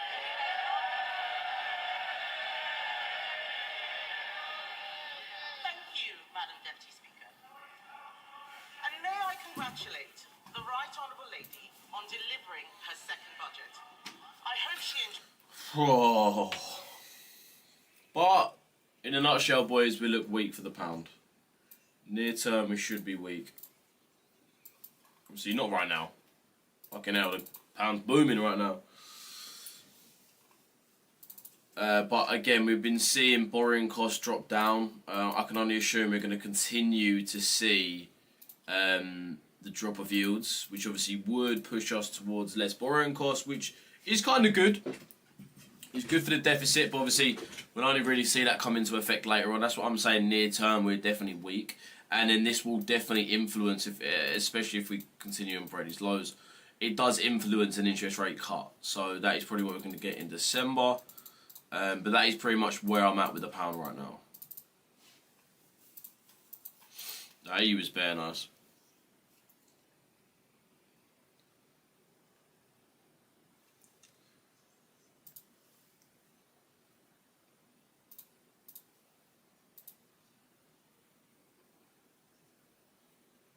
Hey, bah, bah.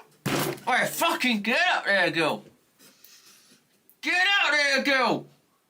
Richesse saying. Just throwing straight calm. Wait, sorry, I need.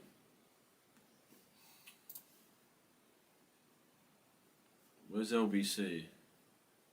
Oh, we're gonna have to chill on this.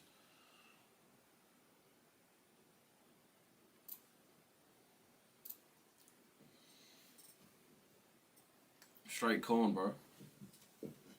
Yeah, that's so unlucky, man. I missed entry by 0.2 as well.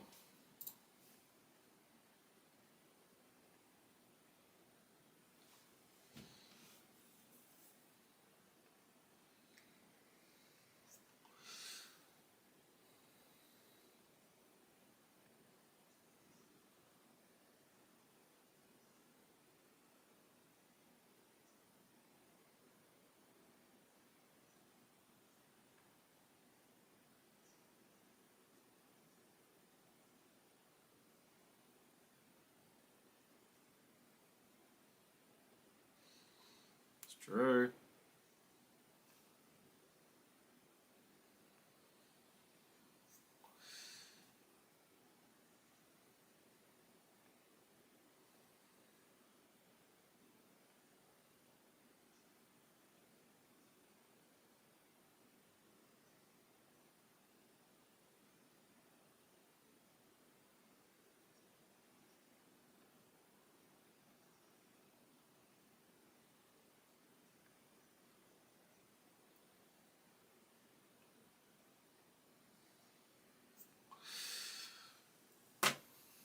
Bro, do you have to have like a certain type of glasses to be? Which I can only see. Oh shit. Oh bro, where was that? Oh, I just had those notes up, bro, and I just fucking completely lost them.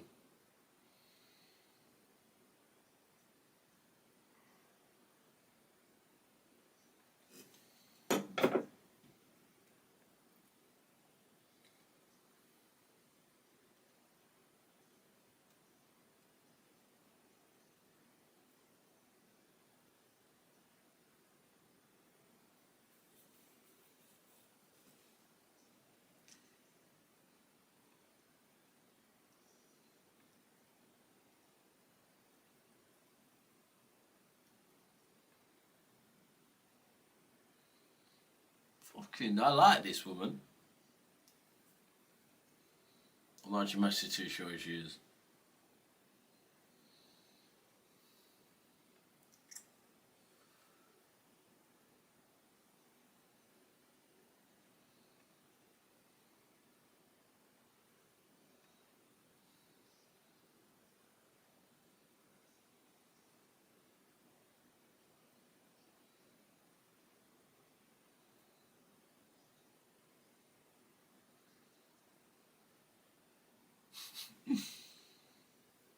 Ooh.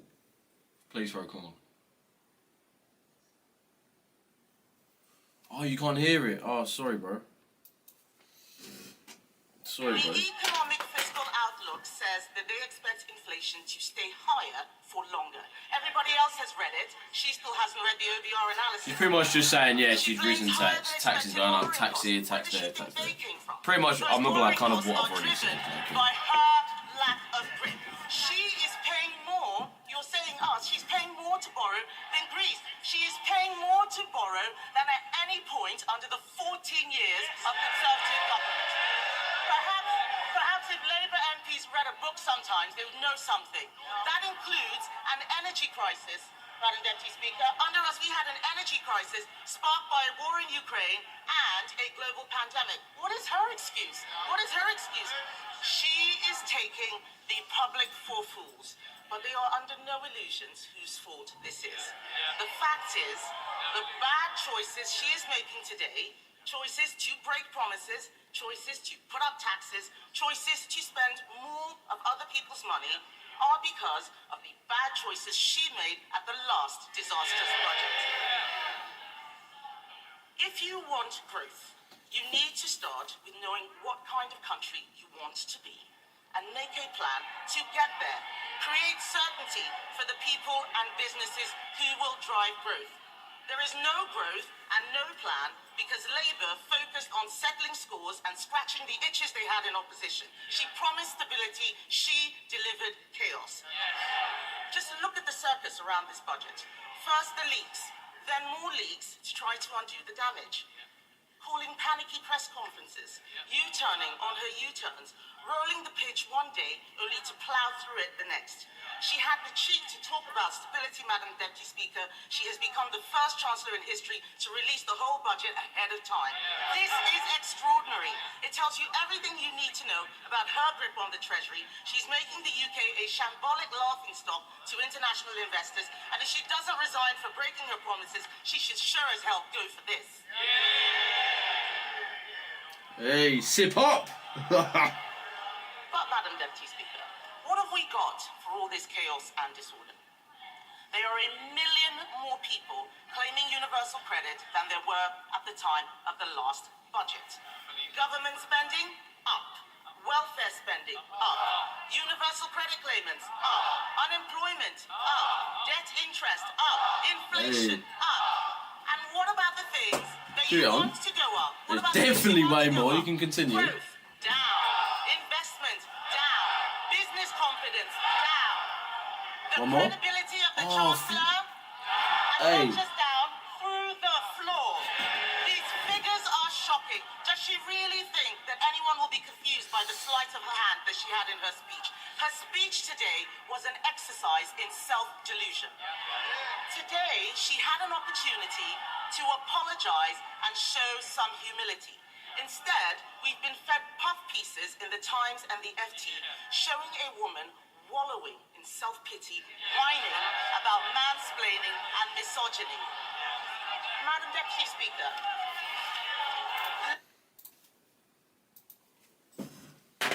Right, boys. I mean, where's my motherfuckers going? So yeah, in other words, we should really be weak for the pound. Not really today, but I'd say our consensus for the next probably 6 months would probably be weaker pound, which is just kind of what we thought, right? It's kind of what we thought. It is mad what we thought, to be fair. In we go.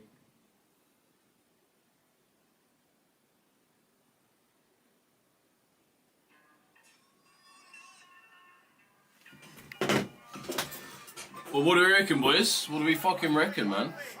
What are we pissed at the most? It's like the main question, bro. We gonna rock, we gonna slide. I mean, ready for New York. I don't know if we're gonna see the continuation of the pound, but I mean, we could start to see the bullish move of the pound. Because I'm definitely looking for a reversal point soon. CRT all complete now.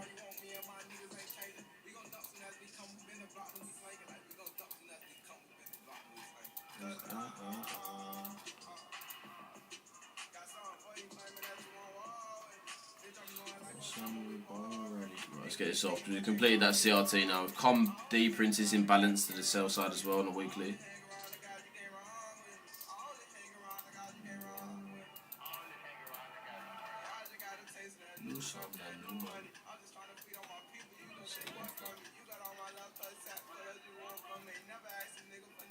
So bearish, so weak.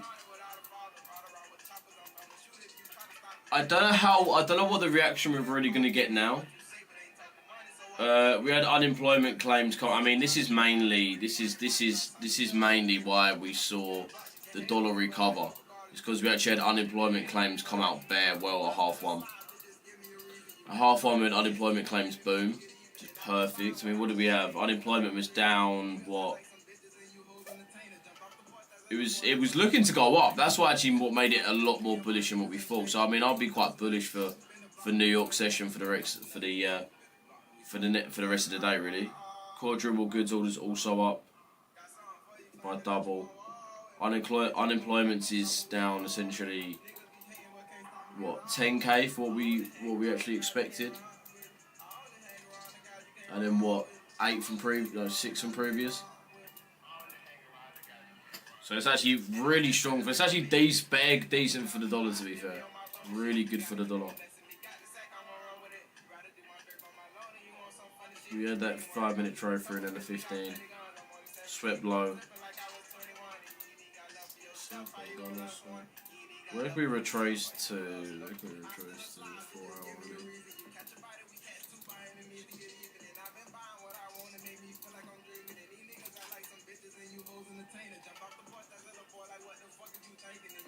$15-minute really.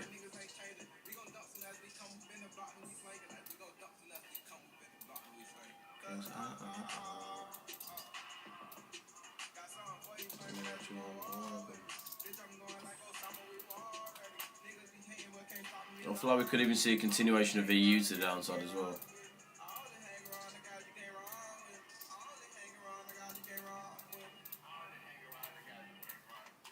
I've been feeling like I'm over this.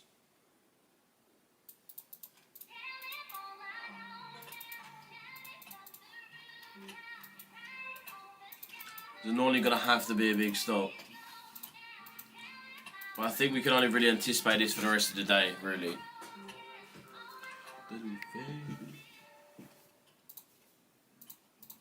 But not great for the economy at all, bruv. Not good, actually. Let me jump on TikTok. No, she ain't got no time to be sitting.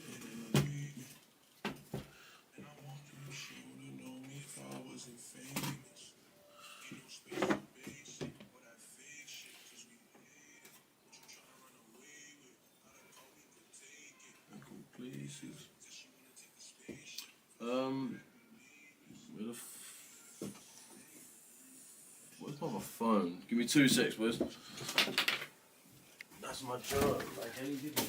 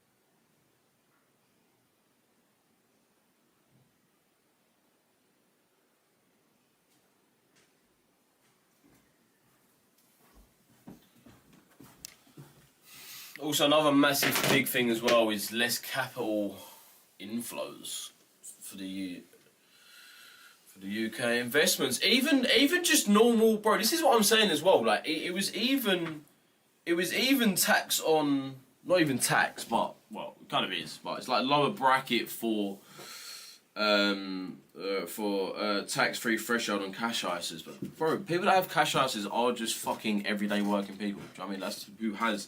Everyone has ISAs. Like, I've got an ISA. I mean, I'm not an everyday working person, but everyone's got a fucking ISA, right? Everyone, surely.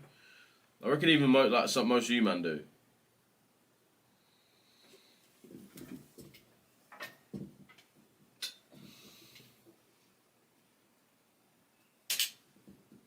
If you don't, fair play. So yeah, EU got an hourly bullish fair value gap and overblock. What do you think of a long here? Long on EU. I don't know about right now because we had some really good data come out for EU, like really good data. I just hate that this trade doesn't look great. Such a big stop. Still aiming for 35.5 pips. But I am kind of still looking at that. But I mean, that dollar news just is good. So I think just for this New York session, we might even just continue.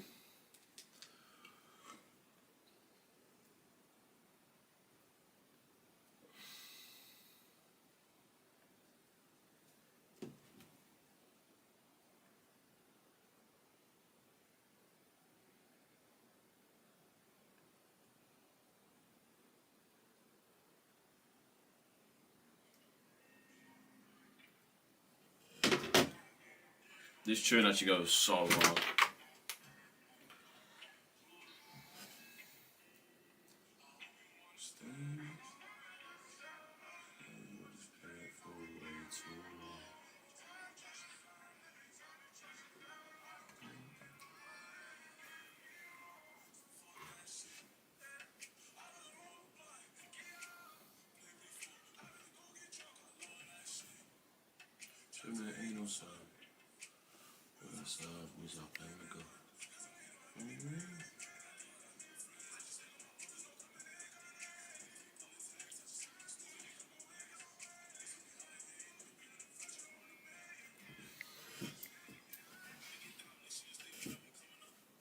Let me have a look at this EU. EU got an hourly bullish fair value gap right now.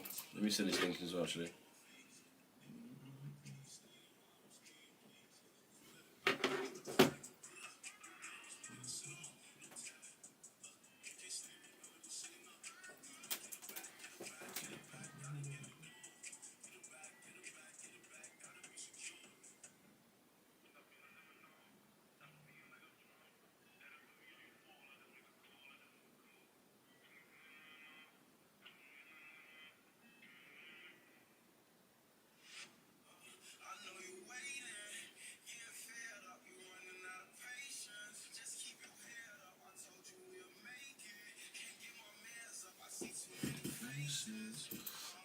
Where's this hourly? Send it into the Discord. Are you in a Discord site, Grant? I don't know if you are or not, bro. Are you looking to the left down here? This sort of Imbala area. Is that the one you're on about? Just on the light made, yeah, I can't assume it's this one.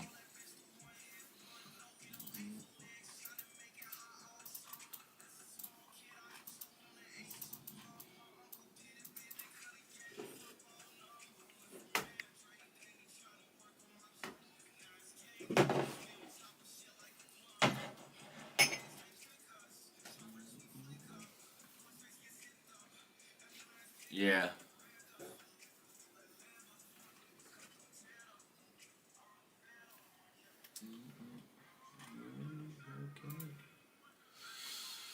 Sweet Henry, I'll see you tomorrow, my boy. See you in the morning, man. We'll see what we can get for London tomorrow. Obviously, we've got a bit more of a consensus on price now, so should be sweet. Should be good. Yeah, but it's gain builders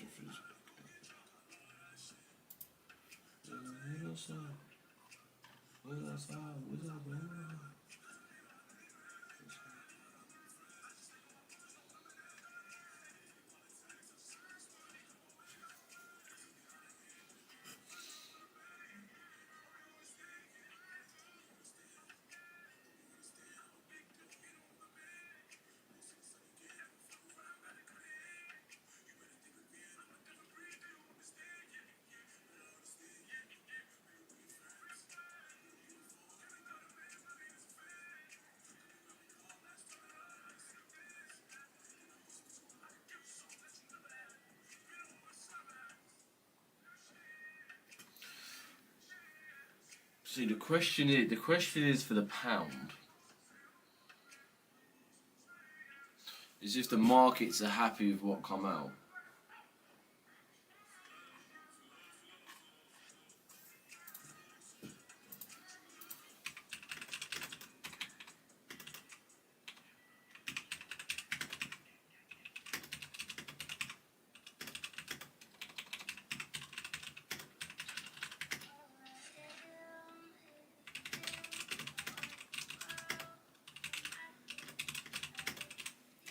We'll have a look, man.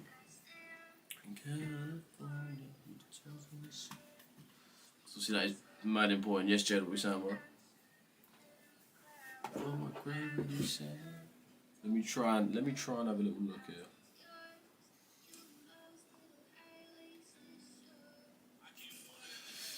Because upon open of it, obviously we've seen the pound really rally from it. So I want to see what the market's take on it is. Use a bad breed. Use a bad breed. Hello, what is your view on GU? Please just join us. I just joined streaming. What we saying? Latest trends. I'll be good, bro. GU for the moment. I mean, right now it's a little hard for GU. Because we literally just had the UK budget out, so I think right now it's kind of hard to dictate what's going to happen with the pound. Also, the dollar just had some pretty good news come out. We just had pretty much a decrease in unemployment claims, so a boost in labour, which obviously is really good for the US economy. It's probably the main thing they're focusing on right now, that and growth.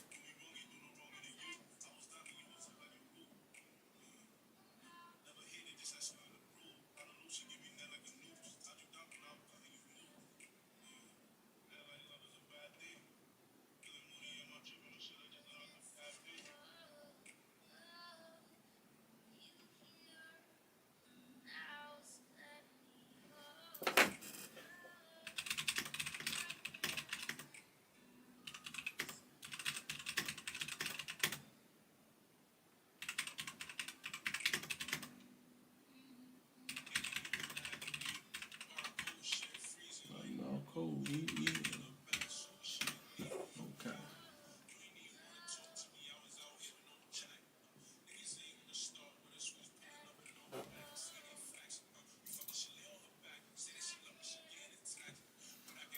But that was the EU signal today that we had in Smash TP 1 to 4. Oh, beautiful that.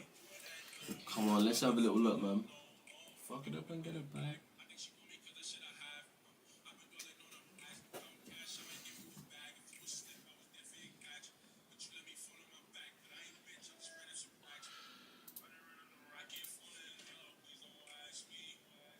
Run up in minute, change, don't hold back for me. Let's get a Bloomy back on, man. Use a bad breed for you here.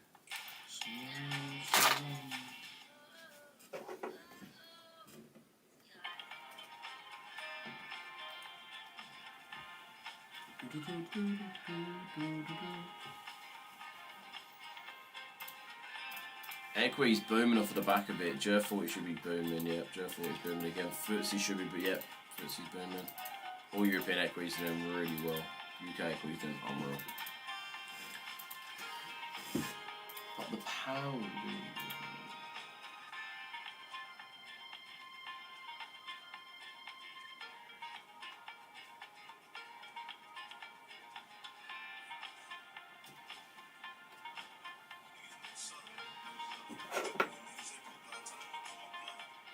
Shoots.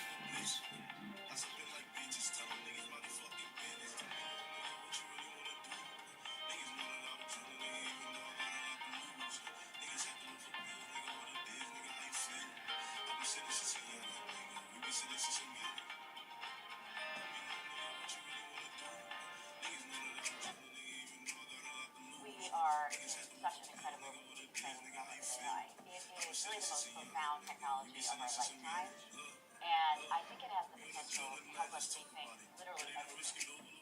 The potential for economic impact, societal benefit is honestly boundless. When we think about the economic impact for Europe in particular, it's around a 1.2 trillion euro estimate of the productivity that can be unlocked. This platform shift that we are living through, I think is going to create Before news, because investors for the UK such a requirement, we not both for GBP. why I'm incredibly optimistic in this moment for Europe. Okay, so it's not actually, it can't, again though, it kind of mad depends, right? It does kind of mad depend. I mean, the fall of yield could be good because obviously lower yield is essentially because the problem with the UK right now is it's just risky to invest in, and that's why yields coming down would make more sense. Just way less risk. What's important is that we have But the UK is still very risky to invest in, especially in regards to the US. More likely is that most of us have learned to work alongside. We estimate about 2/3 of us. You think about capacity. Yeah, CRT is the one, bro. Honestly, so it's the one. There are administrative tasks happening everywhere, and that's what AI is very helpful in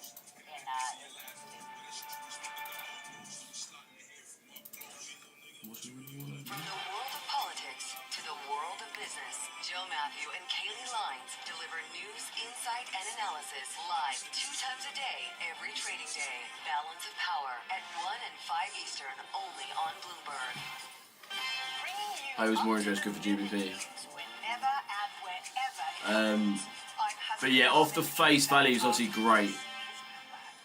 Great for the pound. Hence why we've seen it so bullish straight off the bat. I reckon it could really just stay strong for the rest of the day, really. Kind of only really makes sense. Only kind of makes sense. Because the yields right now are falling for a good reason.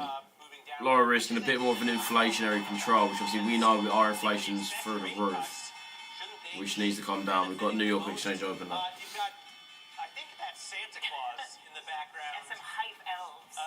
Really excited elves.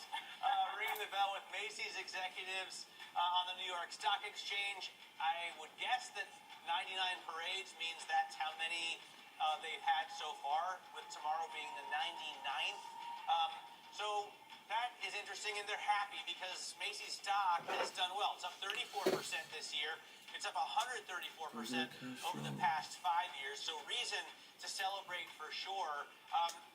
These guys don't look as pumped, but they have much more reason to celebrate. Almaty stock, which is a tungsten company, is up 560% this year to date. It's almost 800% over the last 5 years. So they are crushing it.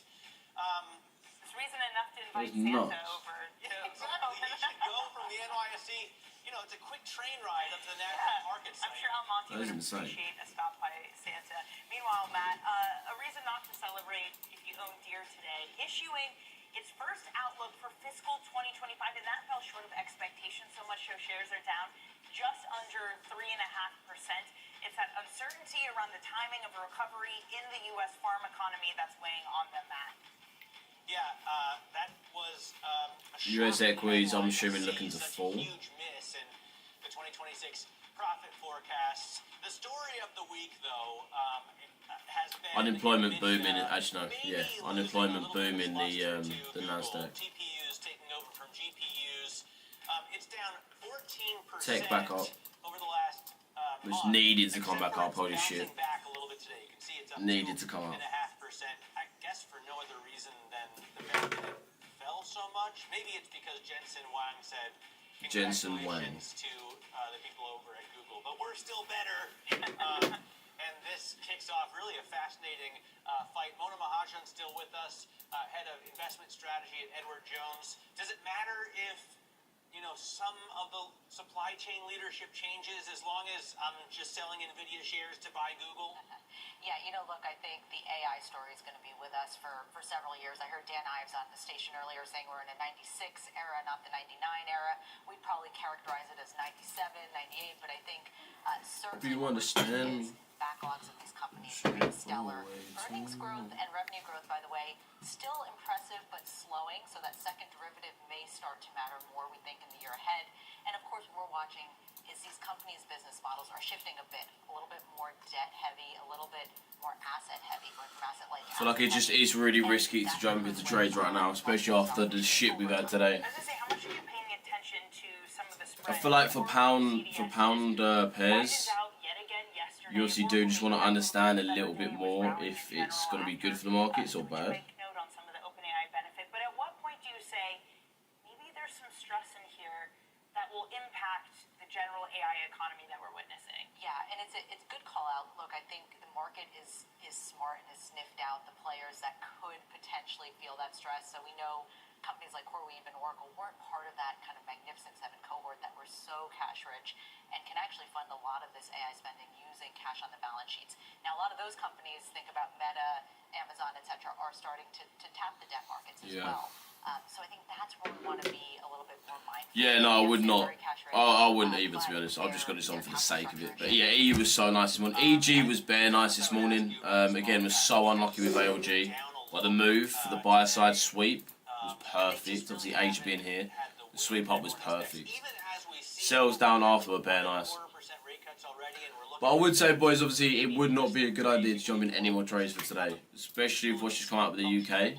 Letting price sit for a bit is key. For the rest of the day, I would. Yeah, look, this is a year where you would think the small cap story would work because we're not only seeing Fed rate cuts, the earnings story is going from negative to positive in 2026. So there's an inflection point in Why is it in the the tune, small bro? cap That's in the tune. space as well.